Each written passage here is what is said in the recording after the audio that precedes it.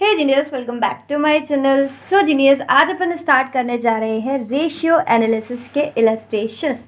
तो चलिए फटाफट से कॉपी और पेन निकालते हैं और इलस्ट्रेशन नंबर 1 को भी आसान बनाते हैं।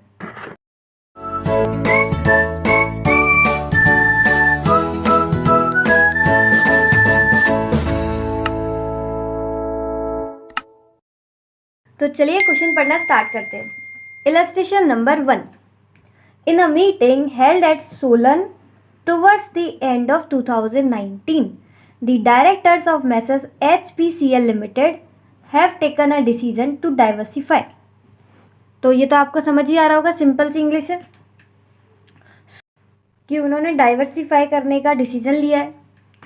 At present, HPCL Limited sells all finished goods from its own warehouse. The company issued debentures on 1st 2020. यहाँ पर इन्होंने डिबेंचर्स को इशू किया है and purchase fixed assets on the same day. तो उन्होंने क्या परचेज किया? फिक्स्ड एसेट, और इशू क्या किए? डिबेंचर। दोनों ही एक ही तारीख को हुआ है, 1st 2020. The purchase prices have remained stable during the concerned period. Following information is provided to you.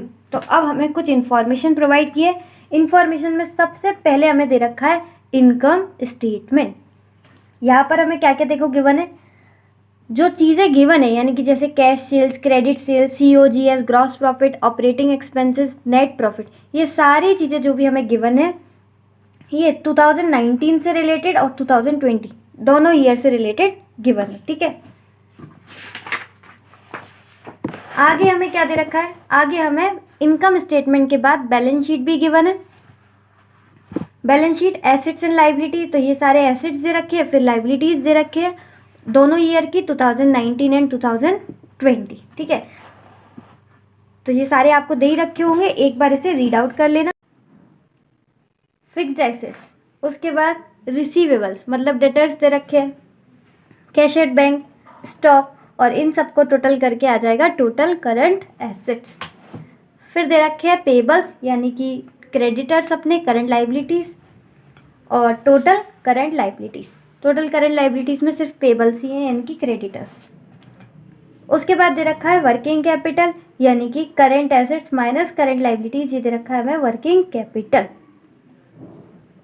ठीक है, उसके बाद total assets now represented by share capital, reserve and surplus and debentures. तो यहाँ से हमारा share capital plus reserve and surplus यानी कि नेट वर्थ भी आ जाएगा बहुत ही आराम से। ठीक है, ये सारी चीज़ें हमें गिवन है। You are required to calculate the following ratios for the years 2019 2020। तो 2019 और 20 के लिए हमें कुछ रेशियोज कैलकुलेट करने हैं। कौन कौन से रेशियो कैलकुलेट करने हैं?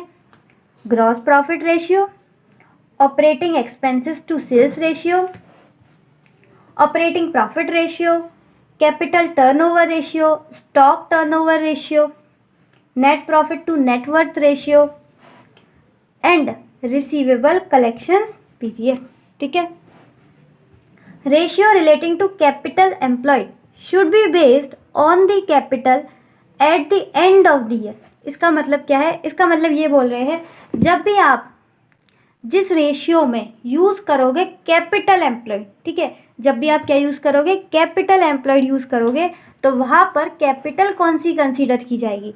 वहाँ पर कैपिटल कंसीडर की जाएगी एंड ऑफ द ईयर वाली। ठीक है, जैसे कि ये है आपका कैपिटल टर्नओवर रेशियो, तो यहाँ पर आप यूज़ करोगे कैपिटल एम्प्लॉयड, तो वो जो कैपिटल यूज़ होगी वो कौन सी यूज़ होगी? Eight the end of the year वाली। ठीक है, इसका मतलब ये है। Give the reasons for change in the ratios for 2 years. Ratio के चेंज होने के बता देना, 19 में कैसे रेशियो थे, 20 में कैसे थे, तो दोनों में जो चेंज आया उसका क्या रीज़न है। Assume opening stock of 40,000 for the year 2020। कितना दे रखा है हमें अज्यूम करने के लिए? 40,000। इग्नोर टैक्सेशन, टैक्सेशन इग्नोर करना है। तो ये है हमारा पूरा क्वेश्चन, और इस क्वेश्चन की रिक्वायरमेंट क्या है? ये सारे 7 हमें रिक्वायरमेंट पूरी करनी है। तो चलिए फटाफट से करते हैं, कॉपी और पेन निकाल ही लिए होंगे आपने। वहाँ पर लिखिए रेशियो एनालिसिस इलस्ट्रेशन नंबर 1। अच्छा, अगर इस तरीके के क्वेश्चन आते हैं जहाँ पे आपको बहुत सारे रेशियो कैलकुलेट करने होते हैं और 2 ईयर 3 ईयर जितने के भी करने हो, तो सबसे पहले आप क्या कीजिएगा, कंप्यूटेशन ऑफ रेशियो। अगर सिंगल ईयर का है तो यहाँ पर आ जाएंगे, 2 ईयर के होते हैं मोस्टली क्वेश्चंस, तो आपके इस तरीके से आ जाएंगे। ठीक है, तो इस तरीके का एक सिंपल सा फॉर्मेट तैयार कर लेना। इससे क्या होता है, आपके बहुत ही प्रेजेंटेबल बन जाता है पेपर। ठीक है, बस इलस्ट्रेशन नंबर 1 शुरू करके आपने शुरू कर दिया है ना, तो इससे क्या अच्छा सा नहीं लगता वो, क्योंकि हमने क्वेश्चन तो सॉल्व कर लिया बट हमारा जो क्वेश्चन है, हमारा जो पेपर है वो प्रेजेंटेबल नहीं बनता। इसलिए उसको प्रेजेंटेबल बनाने के लिए एक सिंपल सा फॉर्मेट तैयार कर लेना, लिख देना कंप्यूटेशन ऑफ रेशियो। यहाँ पर सारे के सारे रेशियो कंप्यूट कर लेंगे। 2019 का यहाँ आ जाएगा, 2020 का यहाँ आ जाएगा, सिंपल। अगर आपके एग्जाम में सिर्फ 1 ईयर का हो तो आप सिर्फ 1 ईयर का कर लीजिएगा, सिंपल सी बात है। चलो स्टार्ट करें। फॉर्मेट तैयार कर ही लिया होगा आपने बातों ही बातों में। तो पहला फॉर्मूला ग्रॉस प्रॉफिट रेशियो का, तो सबसे पहले लिखेंगे gross profit ratio. Gross profit ratio का बहुत ही सिंपल फॉर्मेट, नाम से ही समझ में आ रहा है, ग्रॉस प्रॉफिट रेशियो यानी कि gross profit GP.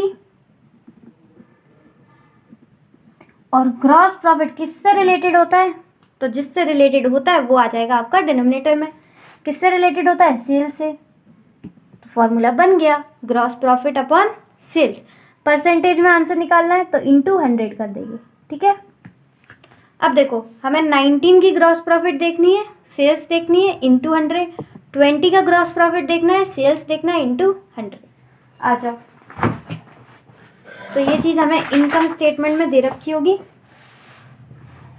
Gross profit कितना गिवन है, 64,019 का और 76,020 का। तो 19 का हमें गिवन है 64,000 और 20 का गिवन है 76,000।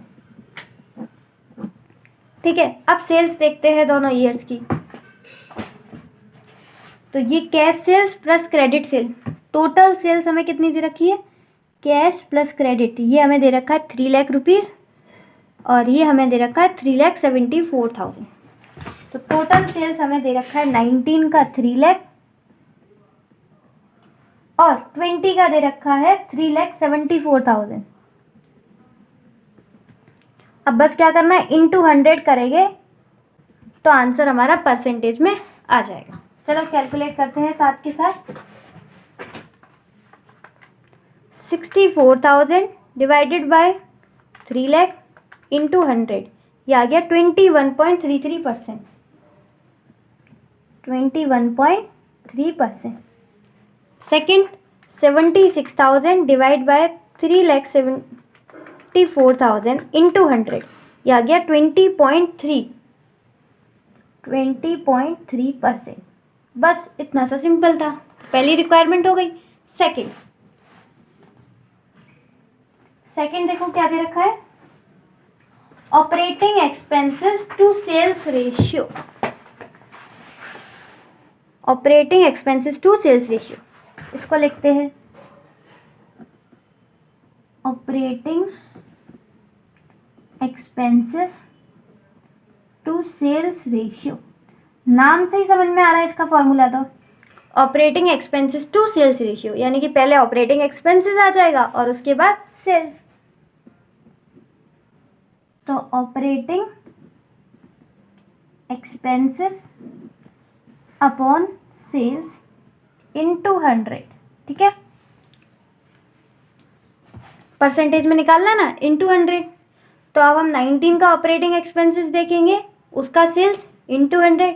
20 का ऑपरेटिंग एक्सपेंसेस, उसका सेल इंटू 100। ऑपरेटिंग एक्सपेंसेस के लिए फिर से जाते हैं हम इनकम स्टेटमेंट पर। ये रहे हमारे ऑपरेटिंग एक्सपेंसेस और इनका टोटल भी हमें दे रखा है 49,000 19 का और इसका दे रखा है 57,000। तो 49,000 और 57,000। सेल्स तो हमारी वही जो हमने पहले यूज़ करी थी, 3,74,000 इंटू 100 कर देंगे तो आ जाएगा परसेंटेज में। कैलकुलेट करो फटाफट। 49,000 divide by 3 lakh into 100, 16.33। Next 57,000 divide by 3,74,000 into 100, ये आ गया 15.24।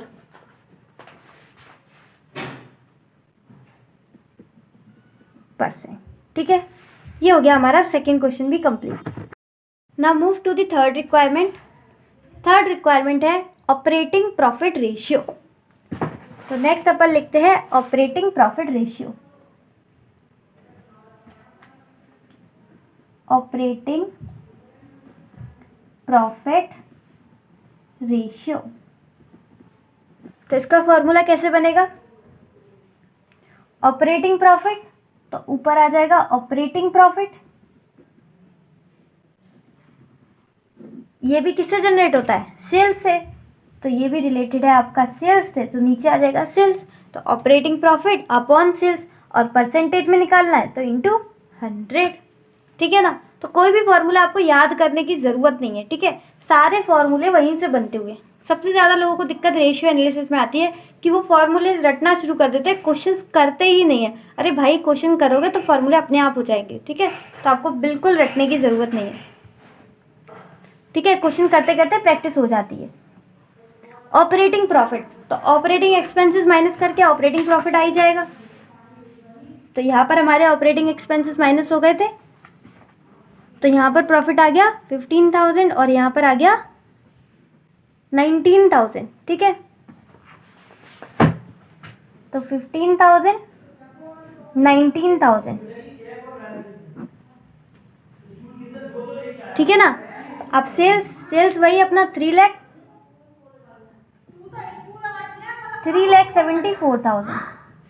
इंटू 100, तो सेल्स अपनी वही रहेगी और इंटू 100 कर देंगे तो आंसर आपका परसेंटेज में आ जाएगा। चलो फटाफट ऑपरेटिंग प्रॉफिट रेशियो कैलकुलेट करते हैं।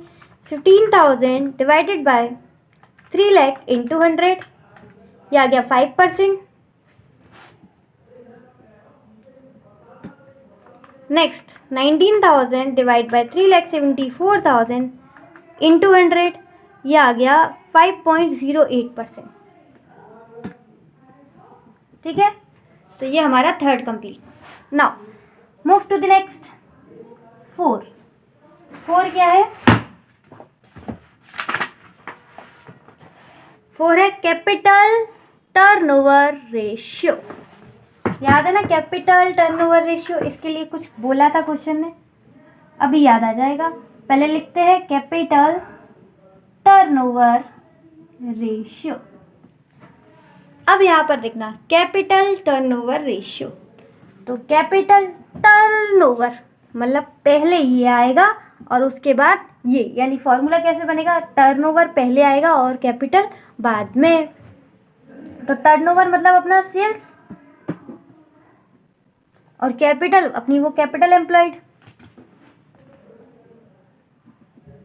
Capital employed.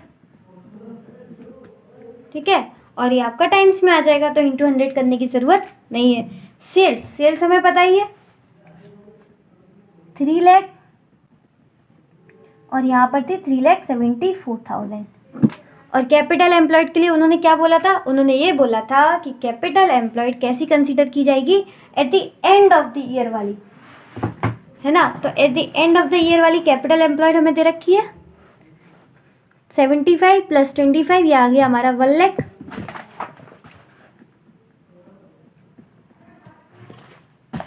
और यहाँ पर 75 + 42 + 30 147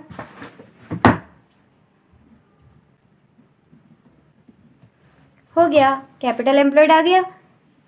अब फटाफट कैलकुलेट कर लेते हैं। तो 3 lakh divided by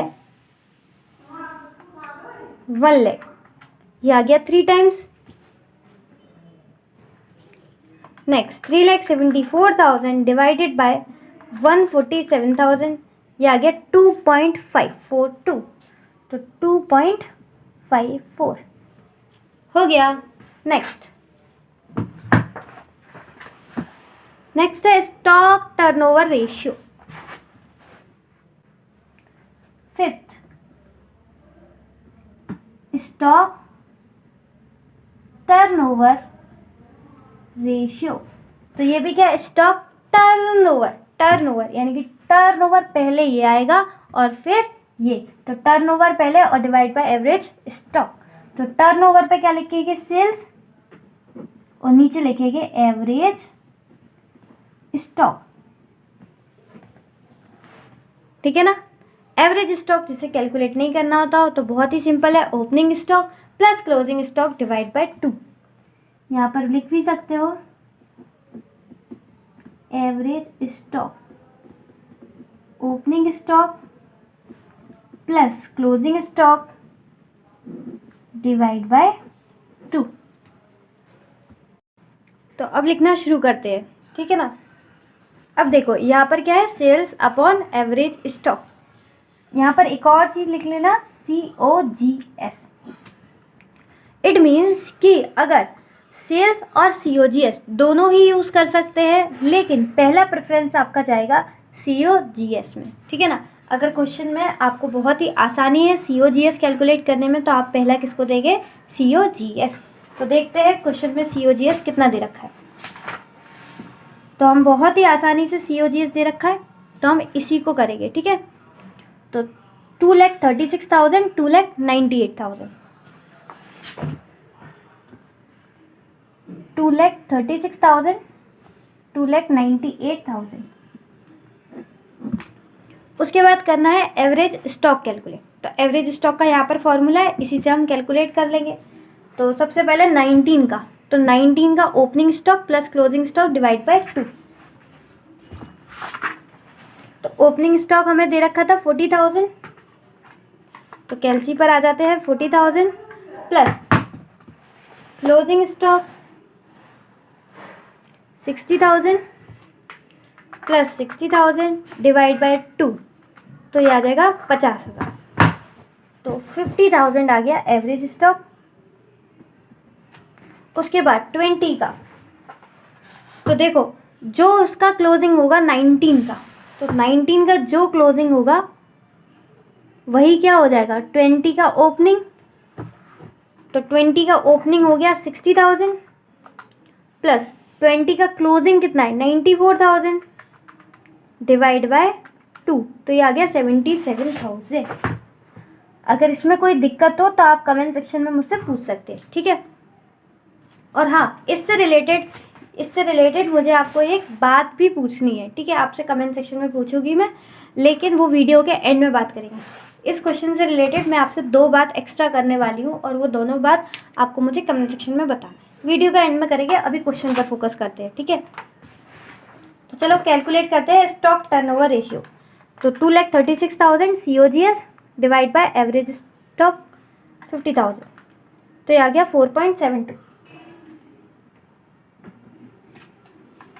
now 2,98,000 divide by 77,000 average stock, ये आ गया 3.87, ठीक है। और ये ध्यान रखना, अगर COGS दे रखा हो, COGS और सेल्स दोनों दे रखे हो, तो हमें किसको देना है ज़्यादा प्रेफरेंस, COGS को। लेकिन अगर क्वेश्चन में बिल्कुल भी COGS से रिगार्डिंग इन्फॉर्मेशन नहीं दे रखी हो, तब वहाँ पर आप सेल्स यूज़ कर सकते हो, कोई भी दिक्कत वाली बात नहीं है। नेक्स्ट 6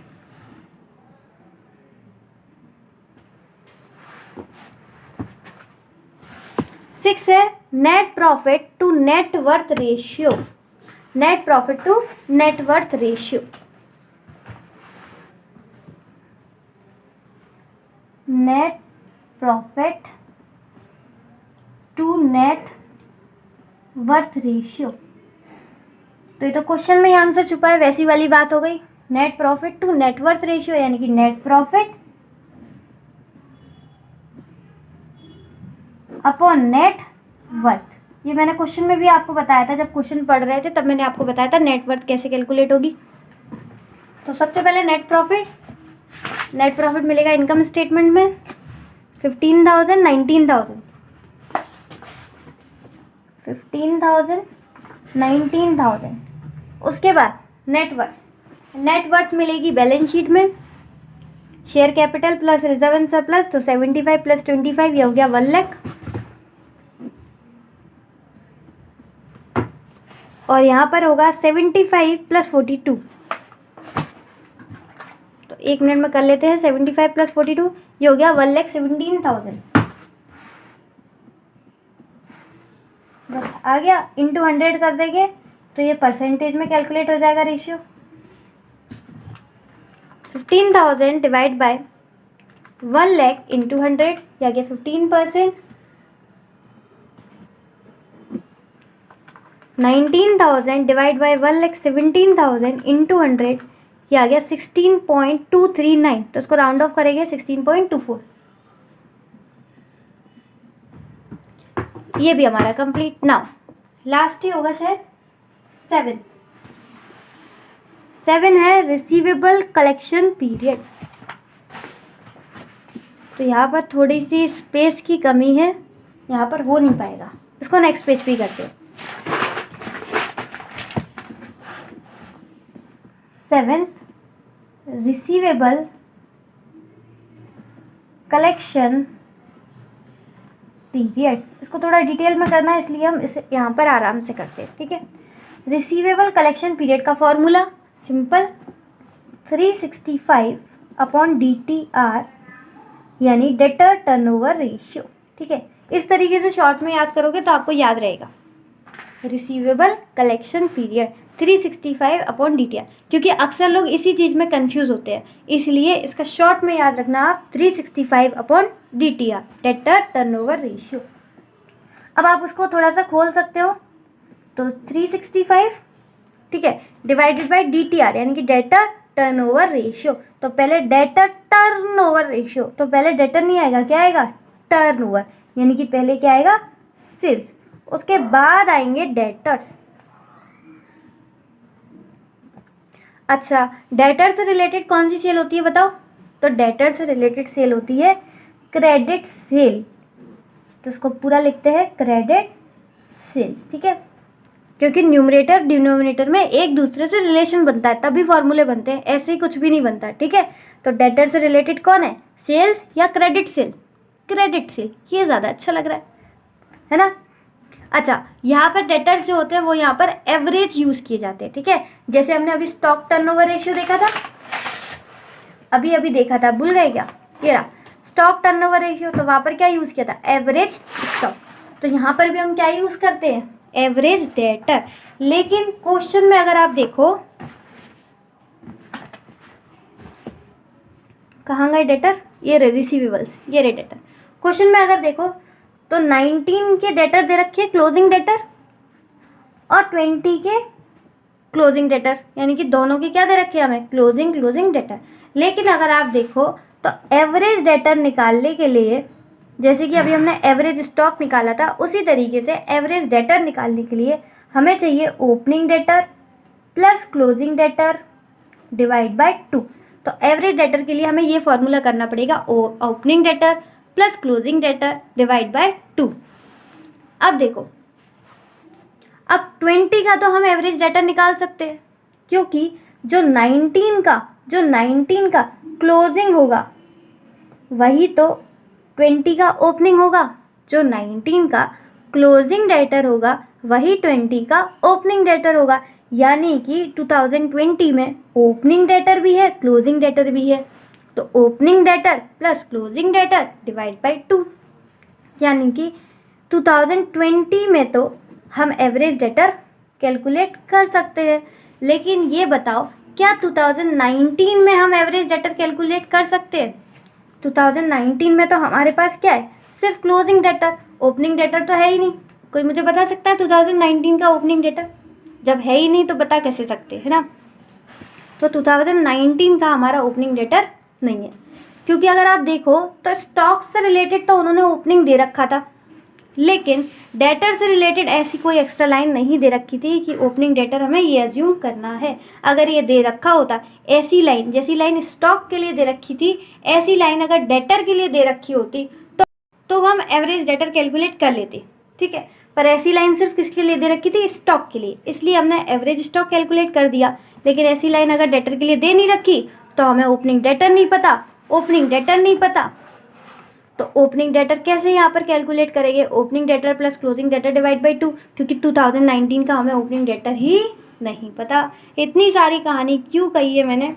ये इसलिए कही है, इसका सार यही था, इसका क्रक्स यही था कि 2020 का तो एवरेज डेटर कैलकुलेट हो सकता है, लेकिन 2019 का एवरेज डेटर नहीं कैलकुलेट होता। ठीक है, और जब भी हमें कंपैरिजन करना होता है किसी 2 ईयर का, जब भी हमें कंपैरिजन करना होता है किसी 2 ईयर के रेशियो का, तो कंपैरिजन एक सा होता है। यानी अगर हमने यहाँ पर एवरेज कैलकुलेट किया है 19 में, तो 20 में भी हम एवरेज ही कैलकुलेट करेंगे। लेकिन डेटर के केस में 2019 का एवरेज डेटर हम कैलकुलेट नहीं कर सकते, इसलिए यहाँ पर हम एवरेज डेटर नहीं लेंगे। ठीक है, यहाँ पर हम डायरेक्ट डेटर लेंगे, यानी कि क्लोजिंग डेटर। ठीक है, क्योंकि कंपैरिजन के टाइम पे दोनों सेम होने चाहिए। यहाँ पर एवरेज डेटर है तो यहाँ भी एवरेज डेटर, यहाँ क्लोजिंग डेटर तो यहाँ भी क्लोजिंग डेटर। अब दोनों में हम एवरेज डेटर तो कर नहीं सकते, तो हम क्या कंसीडर करेंगे? दोनों में क्लोजिंग डेटर। ठीक है, ये डाउट बहुत से लोगों का इस क्वेश्चन में होता है, इसलिए मैं अभी से इसे क्लियर करके चल रही हूँ। आप लोगों में से बहुत लोगों को ये डाउट आया होगा मन में, है ना? अब आया हो तो मुझे कमेंट सेक्शन में ज़रूर बताना। अब देखो क्लोजिंग डेटर दोनों की कितने हैं? 50,000 और 82,000। तो डेटर की जगह पे आ जाएगा 50,000 और यहाँ पर 82,000। ठीक है,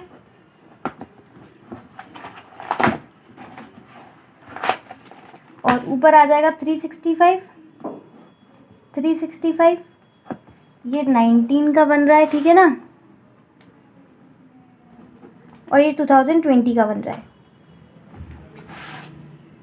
अब क्रेडिट सेल दे रखी थी, ये रही ये रही 2,70,000, 3,42,000।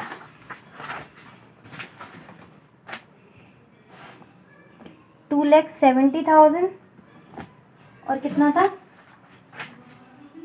3,42,000। तो यहाँ आ जाएगा 3,42,000। एक बार मैं दोबारा चेक कर लेती हूँ। 270 और 342 सही है। अब बस क्या करना है? कैलकुलेट करना है। तो ये चला जाएगा आपका ऊपर 365 इंटू 50,000 डिवाइडेड बाय 2,70,000। 365 इंटू 82,000। ठीक है, यहाँ पर समझ जाना 82,000 लिखा है और यहाँ पर 3,12,000, 3,42,000। अब 365 इंटू 50,000 डिवाइड बाय 2,70,000, ये आ गया 67.59। तो 67.68 आ गया, क्योंकि हमने 365 डेज लिखे थे, इसी वजह से आंसर किस में आया? डेज में। 365 इंटू 82,000 डिवाइड बाय 3 लाख कितना था? 42, 3,42,000, ये आ गया 87.5। तो इसका आंसर आ गया 87.5 डेज। दोनों में हमने 365 दिया था, तो दोनों का आंसर भी किस में आएगा? डेज में। उम्मीद है आपको ये समझ में आया हो, है ना? यहाँ पे हमने एवरेज डेटर क्यों नहीं लिए और यहाँ पर हमने क्रेडिट सेल क्यों ली, दोनों बातें आपको अच्छे से समझ में आई होगी। ठीक है, बहुत से ऐसे डाउट्स होते हैं जो आपको आते रहते हैं, तो मैं उसको साथ के साथ सॉल्व करने की पूरी कोशिश करती हूँ। ठीक है, लेकिन अगर उसके अलावा भी अगर आपको कोई डाउट आता है तो आप मुझसे कमेंट सेक्शन में बेझिझक पूछ सकते हो। ठीक है, मैं बिल्कुल बहुत ट्राई करती हूँ सारे के सारे कमेंट देखने का, सारे के सारे कमेंट को रिप्लाई भी साथ साथ करने का। ठीक है, छूट जाते हो तो उसके लिए pardon me, but I am definitely trying my best. Okay, हाँ, मैं बोल रही थी वीडियो के एंड में कुछ आपसे 2 बातें पूछनी थी मुझे।